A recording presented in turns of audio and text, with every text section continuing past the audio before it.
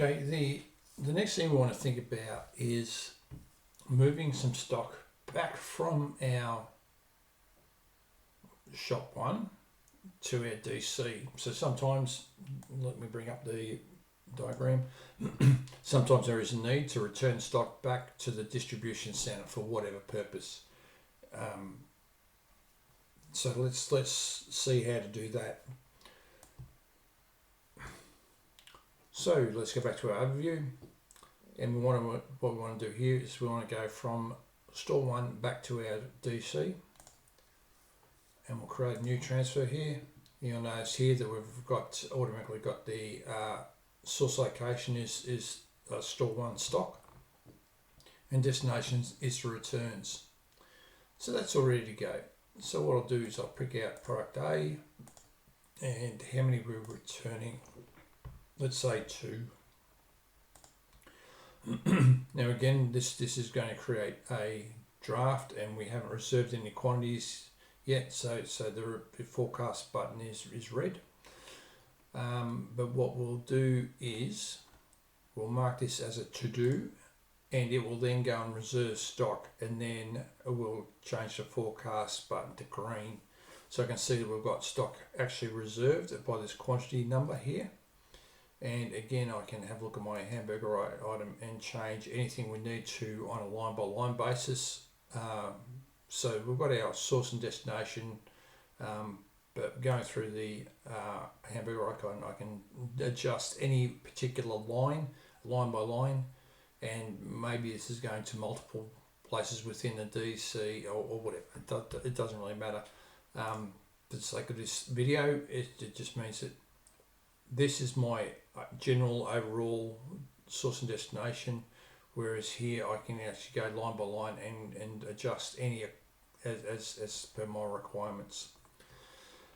So let's go back to it. So we're creating this from our store one, and we're going to put it into the interim location, i.e. on the truck. So I'll validate this to say I'll put them on the truck now. And so that has moved them from the source location into this transit location. And what can we see here? So let's have a look at products, product A, and how many we've got on hand is 48 on hand, but we've got a forecast of 50. So let's have a quick look at this. I can see I've got 45 in my main warehouse and 3 in my store one. Now I don't see the 2 because it's on the truck. I can't do anything with it. We've still got it, we're still in our possession, but I can't do anything, and I'm only looking at the internal locations here anyway. So that makes sense when you think of it from that standpoint. Let's get rid of that, and it doesn't make any difference. So if I remove both the on hand, I can actually see that I've got 2 in that in the transit area. It's on the way. I do also see here that we originally were supplied some from the vendor originally. So you can see this is all these should add up to this number here, which is correct. All right, and we do have 2 reserved in that location as well. We've got none reserved in any of these other locations. So it's just a little bit on how to read this as we go through. So let's go back to our overview. What's happening here is that we've completed the delivery out of store one into transit location, and because the transit location, store one into transit, and that transit automatically created that pull rule into the distribution center for receipts coming into our distribution center. So we can click on that, and we can see that we've got this one coming in, and it is ready to go. It's got the 2 in here again. I can adjust where it's got to go. So the operations type is here. The destination is just stock, but as I said, it's the same process here. I can set a particular location I want to put these particular stock. If I do have any put away rules, it would have adjusted the location based on those put away rules automatically, but I don't have any of those set up. So all I can do is validate, and that should be good now. So what's our product looking like now? Let's go into our products, and we can see we've now got our 50 full back on hand again, because we've now actually got possession of them again, and I can actually now sell or do whatever I like with these 50 odd items. 47 in the main DC, and only 3 out at store 1. So that is all that done. We've done the 2 processes. Let me clear that up again.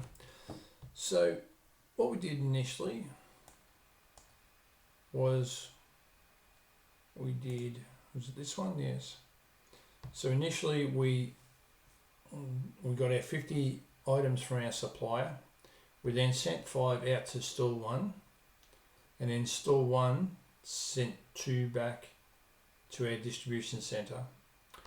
So something to note here, I don't need to be in store 1 to create the transfers. Let's say the distribution centre might decide that store 1 has too many of those product A's, and it might initiate the request, but still it starts it off from the standpoint of where the item is located. So back on here, I'm going to initiate my return from the store 1 area, if that makes sense. And so that's what it was. We had 5 go out and we had 2 come back. Now, obviously, if we're transferring to store 2, it's exactly the same process.